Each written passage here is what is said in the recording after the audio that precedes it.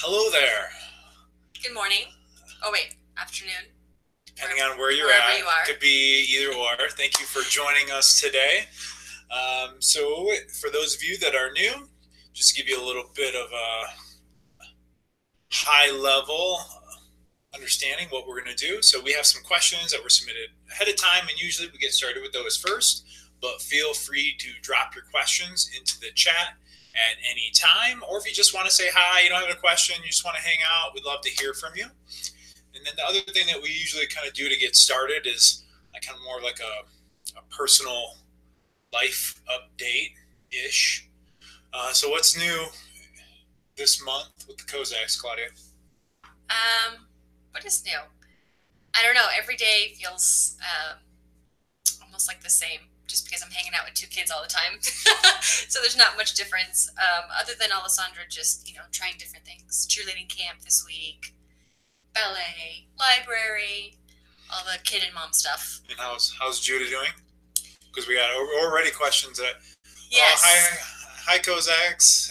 She said Judas, which I kind of snickered at, and then she corrected herself. So there you go, Annette. I knew you were. Judah, you got it. What she meant to say. Judah's great. He's not sleeping through the night, but that's to be expected, I guess, at 4.5 months. So pardon the eye bags over here. Yep. They're real. I know. We didn't have our makeup artist put us together before this, so please forgive us on that. They were unavailable today. Yeah. So him with Alessandra and her night terrors, it's been a pretty sleepless couple of nights. So bear with us. But we're doing well, and we're here. Yeah. Okay, so we did have. So hello Annette, hello Emily, hello Becca, hello Jay. Hi Jay. Thanks for joining us all. So again, like we said, we did have some questions that were submitted ahead of time, so we'll get started on those, but feel free to drop yours in at any time. Goodness. You're so fast today. Hey, we gotta go. Okay, go ahead. Let's see. First question is from Jennifer. Hi, Coach and Claudia. Hello, Jennifer. I'm wondering how you feel about drinking pre-workouts. I'm not sure if I should start taking it prior to working out with you. Do you see a benefit to it? What do you think, Claudia? Yes, I do see a benefit. If you need to have a pre-workout, I personally will take a pre-workout every once in a while if I'm really feeling like I'm dragging.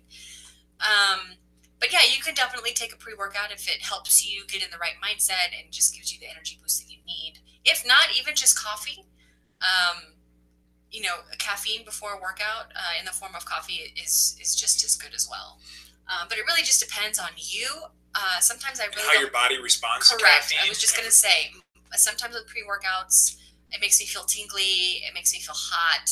So if I take it, it's in very small doses. Yeah, there's no real performance advantages to doing so. It's more like if you're just tired and you respond really well to caffeine and manageable dosages. Yeah. And, and then the other thing with pre-workouts too is if you take them regularly, then they lose their impact. Correct. You have to keep taking more and more, and so that can kind of take you down a slippery slope there. So overall, I'd say if you're using them in moderation, cool, but it's not like something that's going to necessarily improve your results over or get you to your end goal any faster. Okay. You want to ask the next one? Yes, the next one is from Benson. Hey, Coach and Claudia, thanks for being consistently amazing. Thank you, Benson. Very kind of you. I'm in my late 40s. I run my own energy healing business and can make time daily to work out. How many times a week is optimal? 3 muscle building and a couple of cardio. Just curious what you would recommend. Thank you. Blessings. So Benson, again, it's kind of something we've discussed before, but I'm happy to discuss again, which is there really is no one size fits all solution optimal for everybody. First off, it depends on your goals. So, you mentioned 3 muscle building workouts and a couple of cardio, so that'd be like 5 days a week. That's a good balanced approach where you're getting some strength training at the same time, you're getting some cardiovascular. So if you have kind of mixed goals, but if you had just goals of improving your strength and putting on muscle, then you can do 5 days a week strength training without the cardiovascular, because I mean your heart rate is still going to go up and be elevated during strength training. So that might be optimal for you. So really it's going to kind of depend on your goals. And then in addition to, in reference to frequency, recent studies have proven that how you distribute your workout volume, and by that I mean how much like actual work you do, like how many sets and reps you do throughout the week, your body doesn't discriminate between results based on if you spread that out over 5 days, if you spread out that same volume over 7 or only 3. So if you do the same amount of work in those 3 days as somebody else who's doing that in 5, then there's not going to be any difference. So again, there's not something that's optimal. I would say the best workout is going to be what you enjoy and what you can stick with over time. So those are like the two biggest factors. And then, everything else will kind of fall into place. Laura B says, good evening to my fave workout partners. Thank you. You are our fave workout partner as well. Thank you for working out with us. Wherever you are, where it's evening time. And Becca, hey Claudia, will we ever be able to call you Coach Claudia? I mean, you could call her Coach Claudia. You could. I personally don't. It's not my favorite. It's not her favorite moniker. No. We could. I'm not going to get mad at you. There's no limiting factor that's preventing her from being called Coach Claudia. No, just me. I'm my own limiting factor when it comes to that name. Yeah, I mean, when I first started HasFit, I was kind of looking for something catchy, and so Coach Kozak kind of sounded catchy, and so went with it and ran with it. But that was long before Claudia was even around. That's true. But hey, So Becca, if you call me Coach Claudia, that's only fine. you, Becca. Only nobody you. else. Okay. Hit the next one. Jeffrey Graham, guys, I love your workouts and tell all I know who are interested in taking better care of themselves about you. Thank you, Jeffrey. Yes, Jeffrey, you've been hanging out with us for a long time, Jeffrey. Yes. We appreciate your continued support. Let's take a question from the chat. You want to read that chat? One? Sure. This is from Jay. He says, or she, sorry. I'm a 64-year-old new personal senior fitness trainer. I use your workouts all the time and recommend you to everyone. A suggestion, it would be, I'm assuming, helpful that you explain the benefits of compound exercises. So, there definitely are the benefits to compound exercises, because if you see any of our senior routines, they're filled with them, and our non-senior routines. It's kind of hard in the context of a workout video to get too in depth as far as get into the science part, like while you're actually doing the workout, because we're worried about breathing, proper form, what we're doing next, and all those other things. So we actually do have a few videos that we go over the benefits of functional training and compound movements, as well as, looking for a copy of it, as well as my book, Stay Fit for Life, also goes into pretty deep explanations as far as the benefits to compound movements. So for those of you who don't know, a compound movement is any exercise that works more than one joint at a time. So like an isolation exercise would be like a dumbbell curl, and I'm only bending and moving at this one joint, working my bicep at one time. But a compound move is any move, let's say an overhead press, that's working multiple joints working at the same time. So they're more functional movements that are going to work more muscle groups for the same move, as well as help your body to gain coordination, and it's movements that are more familiar to your body and will help you in your day-to-day life. So that's the high-level explanation. So it's like trying to strike a balance in our videos between motivation and how much information we're going to give. Right. Yeah. It's like, okay, let's take a 5-minute break and talk about science right now. It's like, well, wait a minute. So there's always a time and a place. There are always some people who appreciate a little bit more science in their videos. That's true. So we'll keep those for the other videos. Let's see, Marina. Hello, I strained a muscle in my lower back and have been off HasFit for 2 weeks. Doc says it's weak muscles plus too much sitting at work. Any tips on how to ease back in? How do I summarize that in a 30-second answer? Okay, so I would say a few different things. Yes, too much sitting at work. that's something that I personally have to, I'm always fighting against because I'm sitting at this computer so many hours out of the day. So, I think it's important that you're always incorporating mobility work in. And so that, so that's shouldn't just be like the 2-3 mobility moves at the end of one of our workouts, but you should also be incorporating like the full, like 20-30 minute total body mobility routines in as well.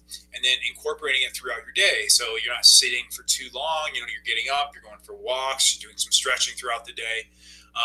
And then when it comes to weak muscles, one of the biggest factors that plays along with lower back pain, lower back injuries, as well as sitting, is weak glutes. I was just going to say. Because sitting, because all the sitting, it actually turns off your glutes, if you will, so they're not firing, and then you go and do your workout, and you don't realize it, but your quads and hamstrings are taking over, and your glutes aren't working. So maybe some glute-specific routines. And then lastly, we do have our lower back rehabilitation routines, with both stretching and strengthening components. You might want to look into those as well. Yeah, but I highly suggest doing some of our glute-specific routines to help you with your lower back issue. Let's see, what do we have next? So this one is from Amy. Hi, Coach and Claudia. I have been enjoying your workouts for about 1 year now. Awesome, thank you. I have completed 6 rounds of Motive and lost 26 pounds. I'm currently nearing the completion of my 2nd round of Stronger 90. No weight loss, but great results with muscle definition. My question is, I still have about 10 to 15 pounds I want to lose. Which program should I move to next that won't cause me to lose all my muscle gains, but allows me to lose that last amount of weight? Okay, so that's something that I would probably refer to as like body recomposition, where you want to lose fat and keep your muscle gains the same. It's really going to come down to your diet. So I would probably recommend, I don't know how many calories a day you're eating, but I would probably recommend you eating at maintenance calories or a little below maintenance calories, and then just continuing to strength train. So whether or not you want to go for another round of Stronger 90 or another program that is more geared towards your goals, really and truly, again, it's really just going to come down to how many calories you're taking in per day. So again, I'd recommend either at maintenance calories or a little below. That way you're still maintaining your muscle mass through strength training and losing, a little bit of extra weight. So I don't know what weight you're at now, but you sound like you're last 10 really fit. Pounds. Yeah. So maybe go for more of a target look.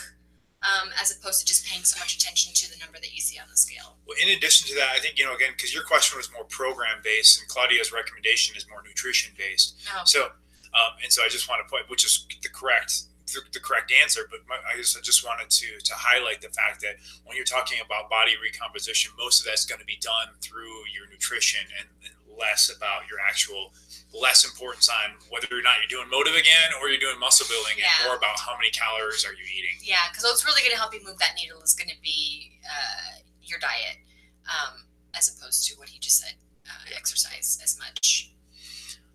Let's see. Back to the chat.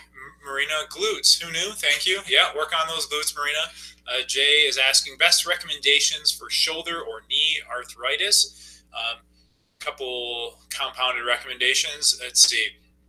Keep everything super low impact, no jumping, and even things like long distance walking aren't really going to be beneficial to you, but instead I would try to stick to maybe 75% strength training in weight bearing exercises, which can actually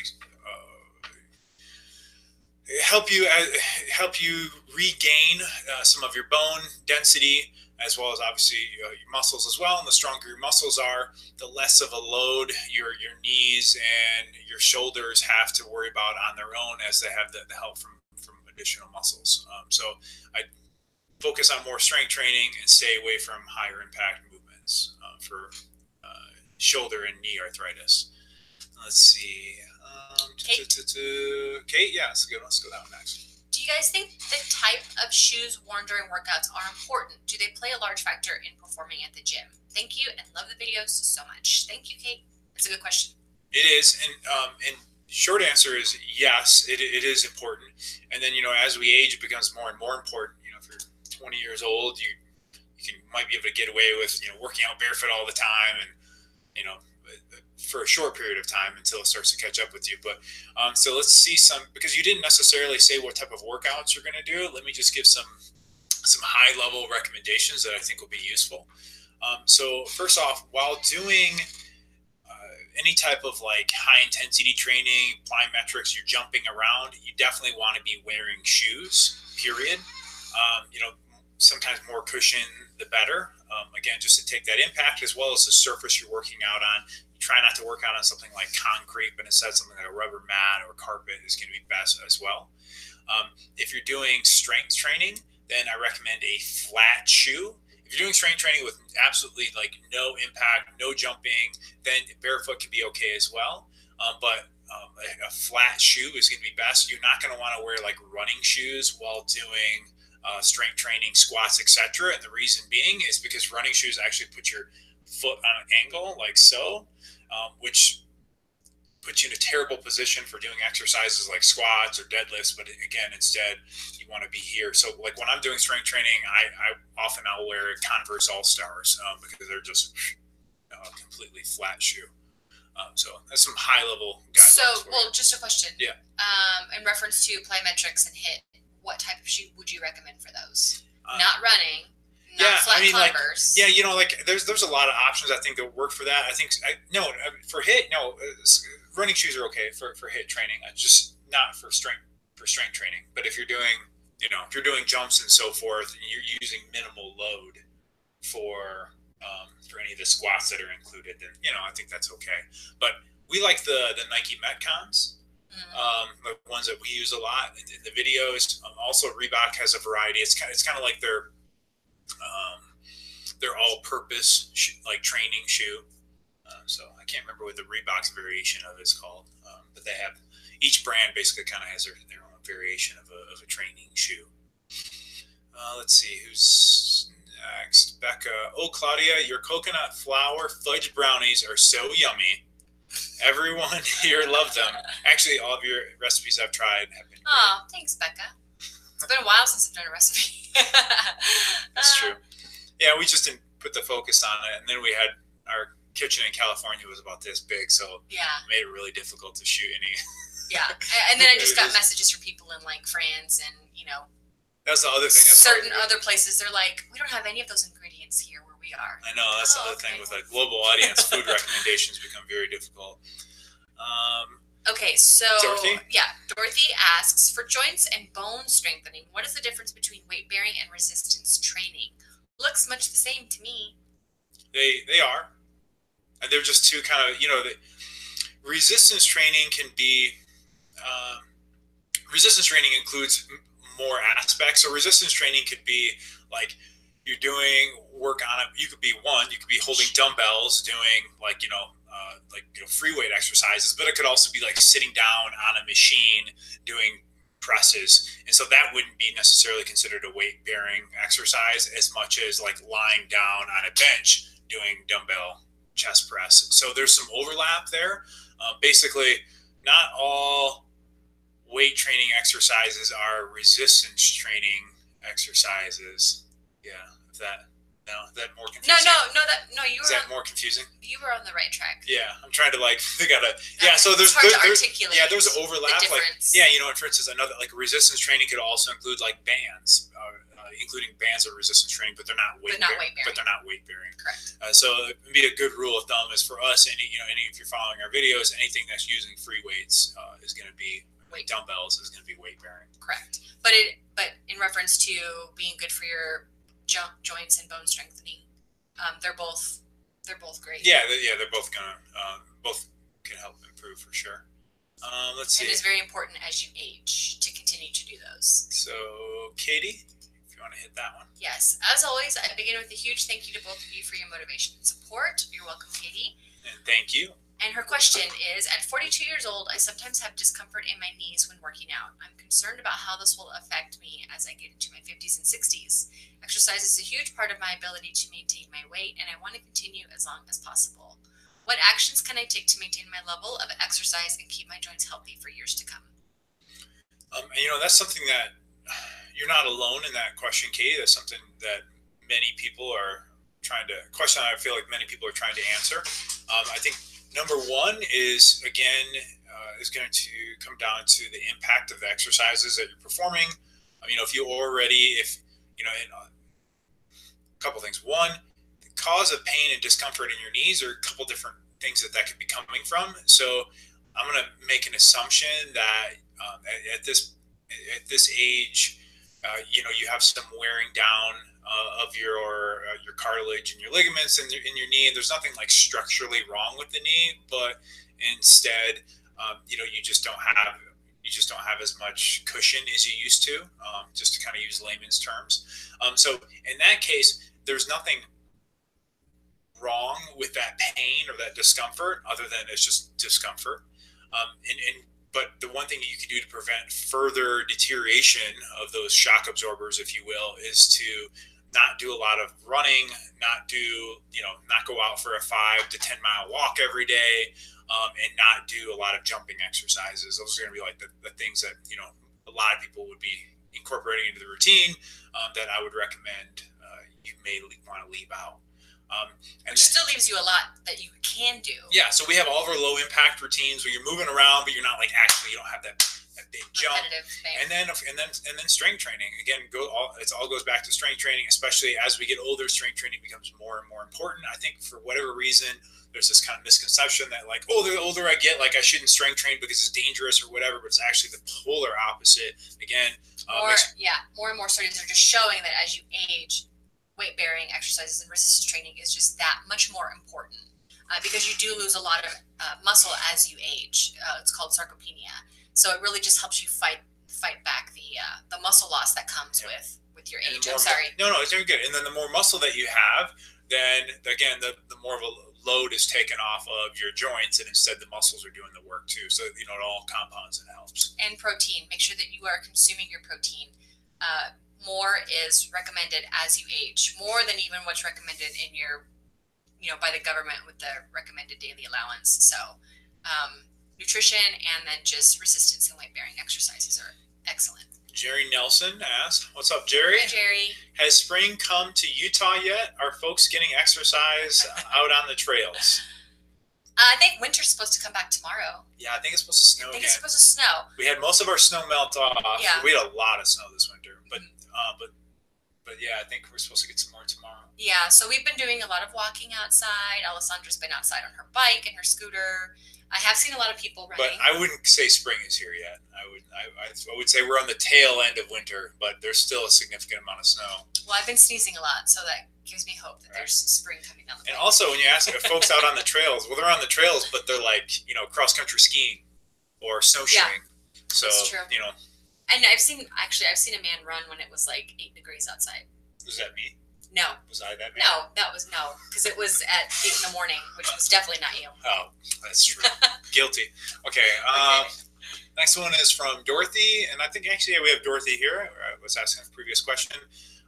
Your routines are the safest, most comprehensive collection around. You're too sweet, Dorothy. Low impact, weight bearing, resistance. Maybe you can sneak in some wushu martial arts style exercises. Claudia? So we actually had to Google what wushu martial arts style was. So we are not experts in wushu martial arts whatsoever. So with that being said, we are probably going to leave that to the experts. That's not our... Yeah, we're not really familiar. We like to stick with what we know. Yeah, instead of pretending. I think one of the things I'm always aware of and always conscious of ever since the beginning of HASFIT was I didn't want to go out there and pretend like I was an expert at things that I didn't have the knowledge in. Yeah. Which is one reason why you see while we incorporate yoga inspired moves, while we bring in Sean Vieg to do our actual full yoga flows, because that's what he does. He lives it. I wouldn't be able to do it at the level that he does. So, I'm not flexible and that way. So just the same way that I wouldn't pretend to be just as good at wushu martial arts as somebody that's been training their whole life. Right. Very good. Let's see. Jay says ran trails in Camas and Wasatch a couple weeks ago. Very nice. Oh, Jay? Are you local? Or are you here visiting, or what's going on? Where do you live? We're in Heber City, so we're in the area. Yeah. Emily, I'm 4 hours east of you all in Wyoming, and spring around here means snow that melts faster. Yeah, this whole Utah thing is still kind of new to us. Oh yeah, so, super new. Yeah, I don't know anything about snow. Like, I got a crash course. I mean, I know about snow, but again, mountain snow is different than like Michigan snow, I feel like. Okay, who's next? Makes sense. Laura. I recently pulled a lat muscle after a workout. Ouch. And I was wondering what's the general rule regarding getting back to working out after that. I didn't realize I had done it until 2 days later when I could hardly get out of bed. It was so frustrating not being able to work out for a whole week. I think just in general, anything like that, it's just rest. I think we have this, and it's, again, something I've mentioned before, that we have this innate perception that our fitness journey should be like, this, or I guess to you guys, should be like this, like where every day, I'm just getting a little bit better and I'm never going back down. But really, your fitness is always going to ebb and flow. Like, you're going to have little injuries, you're going to get sick, life's going to come up, you're going to have a baby, you're going to go on vacation, whatever that may be. And so this is no different in that, once these little injuries come up, it's like, okay, well, I need to give my body a few days to, rest and recover. And that's okay. Cause when I come back, it's not like you're going to lose all of your progress in a week. But that being said, as far as recovery is concerned, while we don't have like a specific lat stretching video, that is a body part that's definitely in every single one of our total body stretching videos. So once you feel like you're ready to start moving again, instead of just like getting right back into like hardcore routines, it might be a good idea for a few days to just do like some total body stretching and make sure it feels good, make sure it feels like it's ready for real work. Yeah. I promise you won't lose any of your gains if you take a week off. Yeah, exactly, for a lat pull. And actually, you might come back and you may even feel a little stronger in certain areas by taking that break. And on the flip side of that, if you come back too early and what was a little strain is now like a major injury, well, now you might take a month off, if you push it too fast. So again, I just would err on the side of caution. For sure. Jay was visiting Park City, had a burger and a malt at the drugstore in Camas. Sorry I missed you. Okay, yeah, you were pretty close to us. We haven't been to Camas yet. No. But I do like hamburgers, so if you think it was good, I'll take that suggestion. Head to the malt store or the drugstore. I don't think you need any invitation to go get a hamburger. No, just zero. Come really anytime. Let's see, who's next? Stephanie. Hello, Coach and Claudia. Hello, Stephanie. Hello. Is there any routine which would help improve the mobility of my knees and elbows? I believe I'm having some issues due to age, 53, and possibility of arthritis in my elbow. Thanks. Okay, so sorry to hear about that, Stephanie. On hasfit.com, there is a tab under workouts where you will see all of our stretching and mobility routines. And I would recommend doing our total body stretching routines. And then from there, you can kind of pick and choose any other that you see that might help you in those areas. But definitely movement. So stretching and doing the mobility routines will help you there. And regular too. That's not something that can just be like done once. You're like, okay, I'm good.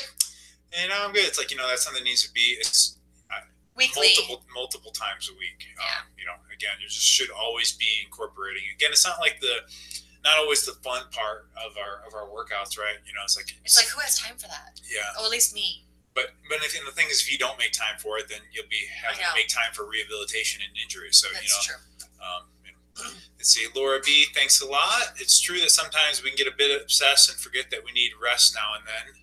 It's true. Yes. But again, just allow yourself to take a few days and recover. Hope you feel better soon. Feel better for sure. Yeah. Let's see. Next one's from Joe. Hi, Coach and Claudia. Sorry. I'm reading about burgers over here. Thanks for all the work you do on HasFit. My question is, you always pyramid up when lifting weights, but never down. Do you have any videos where you do drop sets, and do you plan on making any, Coach? We do. I have videos where we're doing drop sets. We don't use that technique as much. I'd probably say for two reasons. One, just because it's kind of like in creating routines, we try to create it so that everybody can be doing the same thing at the same time. And when you're doing drop sets, one, changing the weights can help kind of like slow you down, if you will. And then two, everybody's going to like reach their maximum fatigue level or failure rate, like at different rates. So like, we could be still going and your arms could be done and you're just sitting there like for 60 seconds waiting for us to finish our set. So, again, from like a user experience, it's kind of hard to coordinate that, like where everybody's on the same page. So that's kind of one of the reasons why I don't often use that technique just in the video setting. And then also, again, a lot of times, you're doing drop sets because you're trying to get to failure, where we get to failure in different ways. Like it could be like a 30-second max push, as many push-ups you can get in 30 seconds or whatever that may be. So we essentially are very frequently accomplishing the same goal, but we're just getting there in a different way. Okay. Let's see. Jay's local call it the drugstore, old time, but it's the High Mountain Restaurant, best burger in the state for $6.50. Oh man. Oh, you're speaking her language, Jay. You're speaking her language. Just wait till my mom finds out. Okay. Marina, got another one. Any tips on how to finally transition from doing the modified version of abs exercises on your knees to the plank? Inverted? Yeah, that's exactly what I was going to say. I would take it to a higher surface level.